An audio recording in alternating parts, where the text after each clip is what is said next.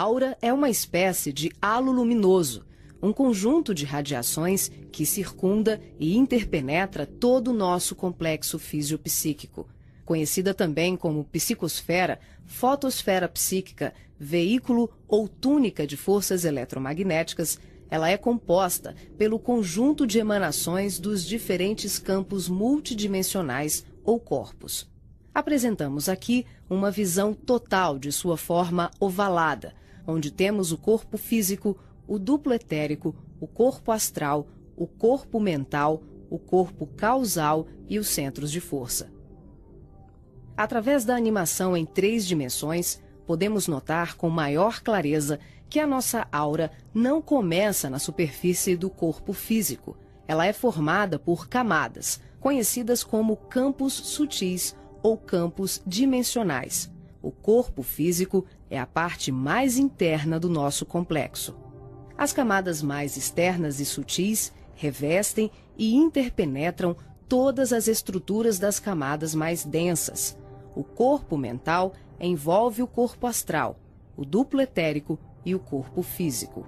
Na cor amarela, vemos a aura mental, de cor rosa, a aura astral, e na cor azul, o duplo etéreo.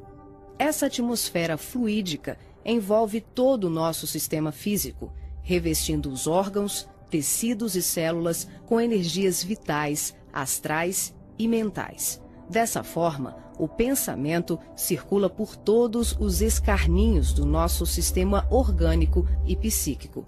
Na medida em que pensamos, automaticamente alteramos o nosso campo celular. Todos os estados de bem-estar ou de enfermidade são consequências dos conteúdos mentais e emocionais. Sua multiplicidade de cores, suas formas e alterações, quando analisadas e estudadas, podem indicar os estados de saúde e emocional do ser humano.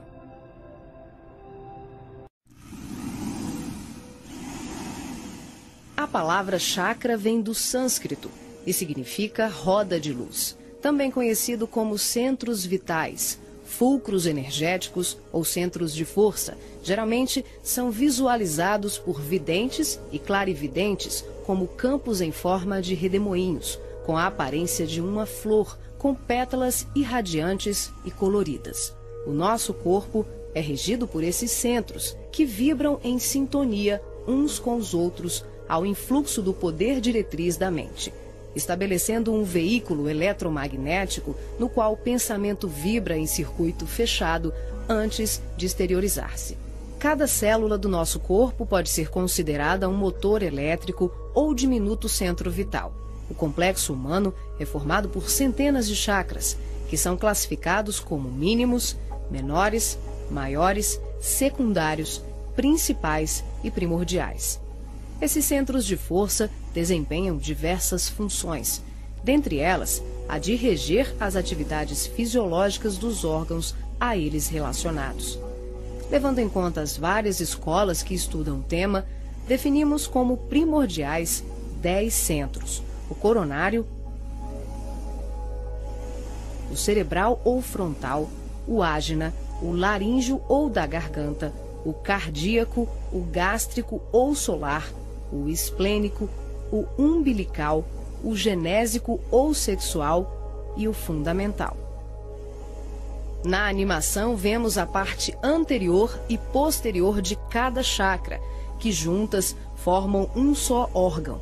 Esses centros de força giram em alternância, repetindo o sistema de respiração num movimento permanente de emissão e absorção de energia.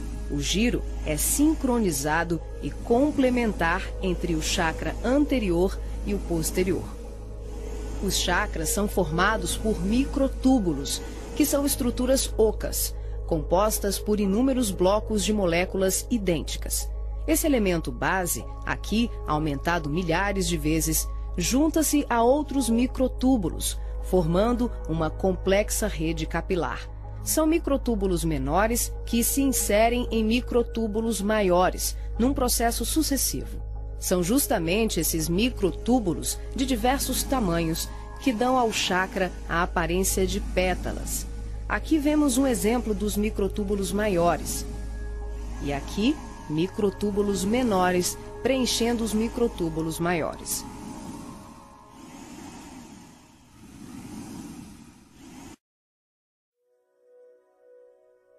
Assim como os chakras, a aura também é formada por microtúbulos, que podem ser vistos com maior precisão no duplo etéreo. Os microtúbulos se afunilam, ficam cada vez menores e penetram os poros das membranas celulares. Como os citoplasmas das células, é constituído em grande parte por água, que é uma das substâncias mais suscetíveis à magnetização, podemos concluir que o nosso bem-estar ou os nossos males físicos são frutos da nossa forma de ser e pensar. É assim que as vibrações positivas ou negativas geram saúde ou doença em nossas vidas. Tudo é resultado da direção e da qualidade que damos às nossas correntes mentais. Nessa animação, vemos através da aura e dos corpos. Os chakras estão ampliados e representados como lunetas se expandindo. Podemos observar o sincronismo das camadas mais externas com as mais internas. Temos os campos ligados ao corpo mental em amarelo, ao corpo astral em rosa e ao duplo etéreo em azul. Os centros de força das camadas superiores envolvem completamente os centros das camadas mais densas. Cada parte da luneta está contida na outra.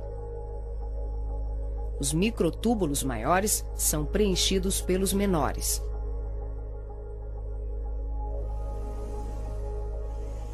Responsável também por funções psíquicas, os chakras estão relacionados com algumas capacidades de percepção. São núcleos importantíssimos em vários processos mediúnicos, formando uma rede complexa de assimilação, armazenamento e emissão de vibrações ou energias mentais ou sutis. Os centros de força podem ser considerados portais dimensionais, por onde fluem as correntes mentais que assimilamos e emitimos em regime de sintonia durante as diversas manifestações medianímicas.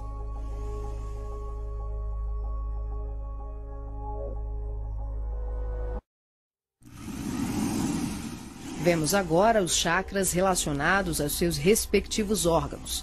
Começamos pelos superiores, representados pelo coronário, frontal e ágina, anterior e posterior. Podemos observar o giro em movimentos de alternância, num ciclo permanente de emissão e absorção de energia. Vemos também a sincronia entre os anteriores e os posteriores. O coronário é o centro da sabedoria. Tem responsabilidade direta sobre as funções psicológicas, cerebrais e espirituais. Alimenta as células do pensamento e é o provedor de todos os recursos eletromagnéticos indispensáveis à estabilidade orgânica. É o centro de mais alta frequência. Na animação, o chakra ágina, responsável pelas percepções visuais, vidência e clarevidência, aparece na sua parte posterior da mesma maneira que o frontal. Na verdade, eles se juntam, formando um só chakra, localizado na parte posterior da nossa cabeça. É aqui que o cordão de prata é inserido. O frontal é o centro da mente. Responde pelas funções da visão, da audição, do olfato e ainda administra o sistema nervoso central.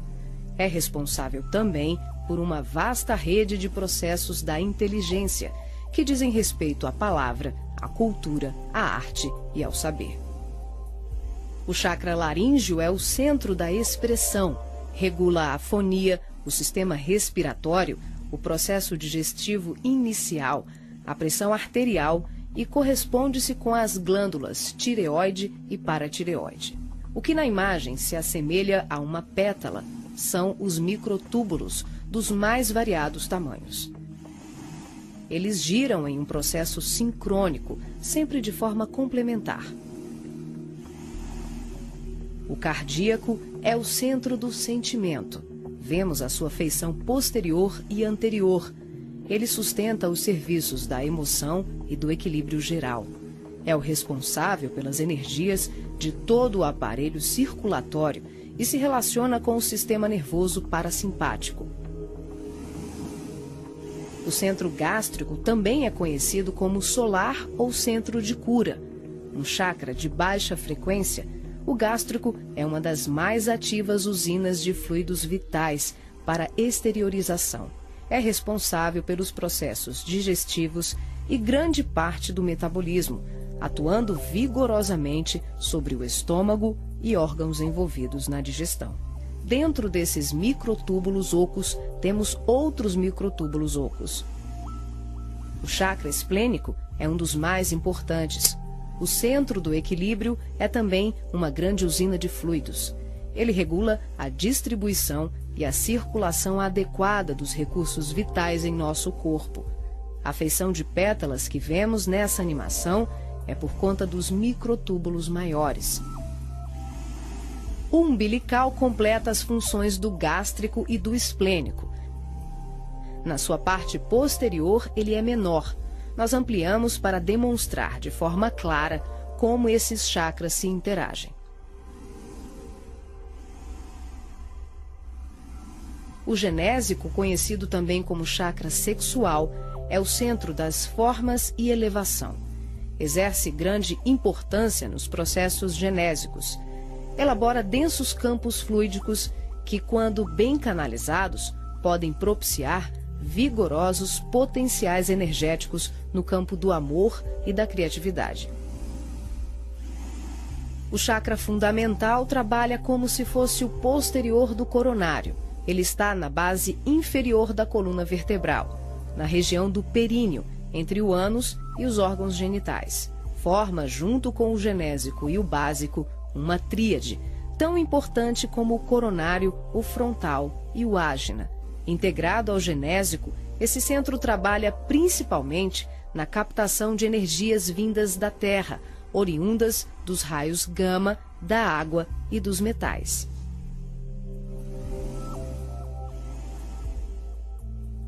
Nessa animação, representamos o processo de desdobramento dos diferentes corpos.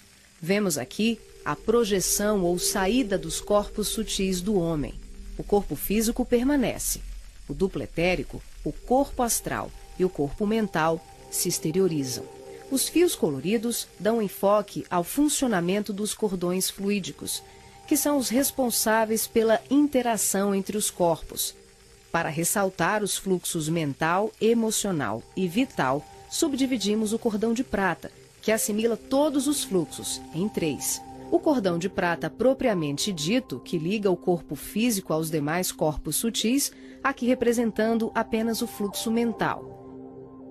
Em amarelo, o detalhamento do fluxo emocional.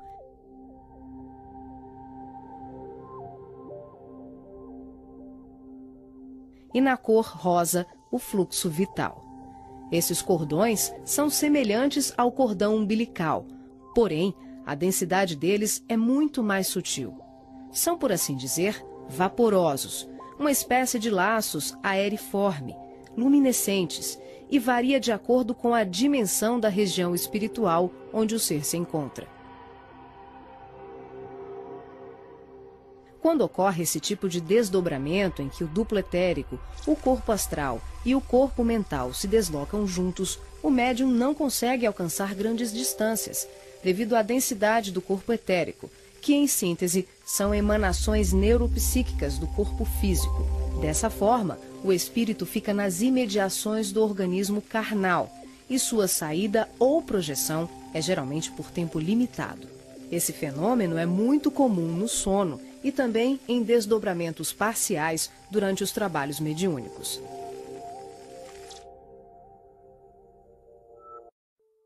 Nesse exemplo de desdobramento, a projeção se inicia com a exteriorização dos 3 corpos sutis, o duplo etérico, o corpo astral e o corpo mental. Em seguida, o passivo devolve ao corpo físico os eflúvios vitais, conhecidos em seu conjunto como duplo etérico, que tem como uma de suas funções a assegurar o equilíbrio entre a alma e o corpo de carne, garantindo o calor indispensável à colmeia celular. Desembaraçado dos veículos mais densos, corpo físico e duplo etérico, o médium se desloca com o corpo astral, envolvido pelo corpo mental e pelos outros corpos mais sutis, aqui não representados. Ao devolver as energias neuropsíquicas, o médium projetado fica, por assim dizer, mais leve e ágil, o que lhe permite uma melhor condição de trabalho e observação, além de lhe possibilitar o deslocamento para regiões diversas. Ele pode viajar para qualquer lugar do espaço, incluindo o plano físico e o extrafísico.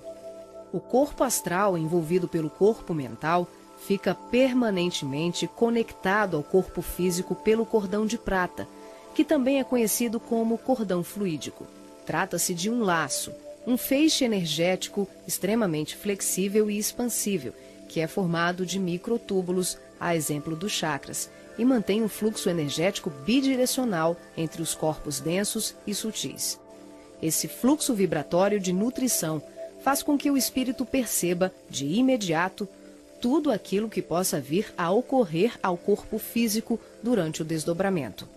Na volta, podemos observar como ocorre a reentrada dos corpos mais sutis, na conjugação com o corpo físico e etérico.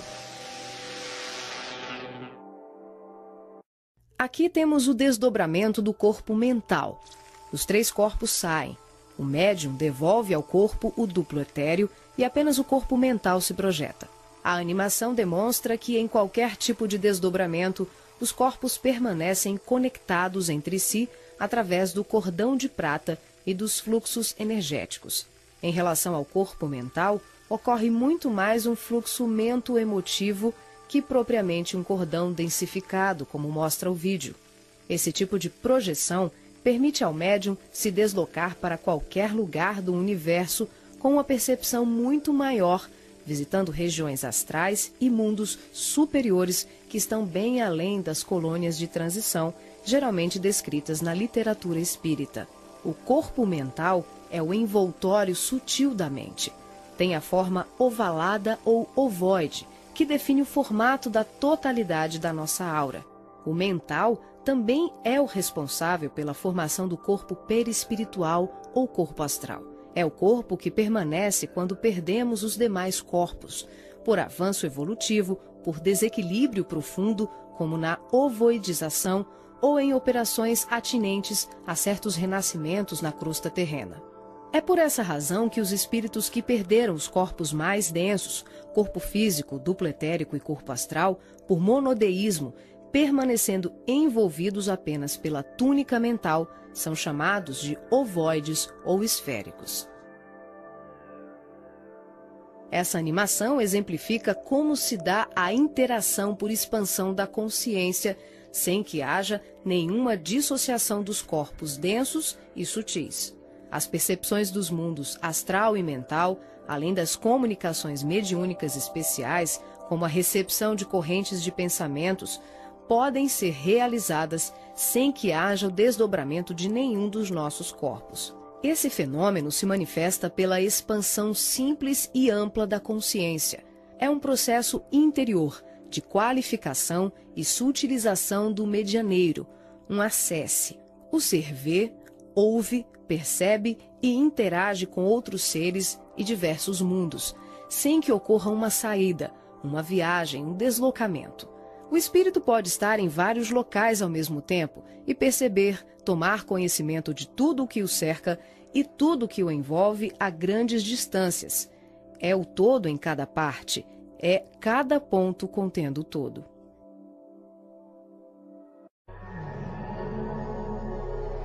Nessa animação, visualizamos os espíritos revestidos apenas pela túnica ou corpo mental, após a perda do corpo astral ou perispiritual, quando tomamos a parte pelo todo.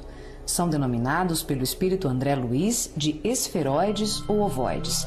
tristes mentes humanas sem apetrechos de manifestação, verdadeiros fetos ou amebas mentais, que são utilizados por mentes criminosas e perversas em processos obsessivos, tecnicamente organizados, tanto em relação aos desencarnados como encarnados. Geralmente se apresentam em forma ovalada, da dimensão de um crânio humano de aspecto gelatinoso, com características amorfas e colorações que variam de um acinzentado escuro ao negro e ao avermelhado. A perda do corpo astral ou ovoidização são atinentes a vários processos, que vão da reencarnação à sublimação do espírito. Aqui, focalizamos o sentido inferior dessa ocorrência, quando a personalidade desencarnada continua no além-túmulo, o cultivo das ideias de ódio, vingança, autodestruição, culpa, egoísmo, apego vicioso, gerando uma fixação monodeística, que é a tendência da consciência de fixar o pensamento em uma só ideia, provocando alterações fisiológicas e anatômicas no veículo perispiritual. As partículas mentais circulam em circuito fechado pelo campo da aura e são absorvidas pelos chakras, provocando a assimilação de forças degradantes pelas células perispirituais, que passam a operar em regime de desequilíbrio, até que pela repetição incessante e de longo curso de tal mecanismo, o ser gasta, por assim dizer, o seu corpo astral ou perispiritual, ficando revestido apenas pelo corpo mental. Como a mente é o fundamento organizador de todos os nossos tecidos grosseiros e sutis, as cristalizações do pensamento em circuito fechado, em verdadeiros processos de auto-hipnose, de ondas negativas, de ódio, mágoas e diversos outros sentimentos de baixa vibração, acabam gerando uma atrofia do corpo espiritual da criatura em desequilíbrio, perdendo temporariamente o desenho humano. Os ovoides, quando são atraídos e localizados por mentes perversas no campo da aura de encarnados ou desencarnados, passam a viver em regimes simbióticos com suas vítimas, absorvendo-lhes as forças psíquicas em movimento automático de sucção, à semelhança de vários parasitas encontrados na natureza, levando à desorganização das estruturas psíquicas daqueles que lhes sofrem ação doentia. Dependendo das parcelas de créditos e débitos entre os litigantes de tão triste quadro, as relações vindicativas podem se prolongar para além da morte física do hospedeiro. Essas obsessões dolorosas não são ocorrências raras, mas processos comuns provocados pela ignorância e paixões daqueles que permitem enovelarem-se nas teias do ódio e da vingança. O caminho dos ovoides, em tão triste condição, é a esfera do recomeço, as reencarnações na crosta terrena ou em setores outros de vida congênere, tal qual a semente destinada à cova escura para trabalhos de produção, seleção e aprimoramento.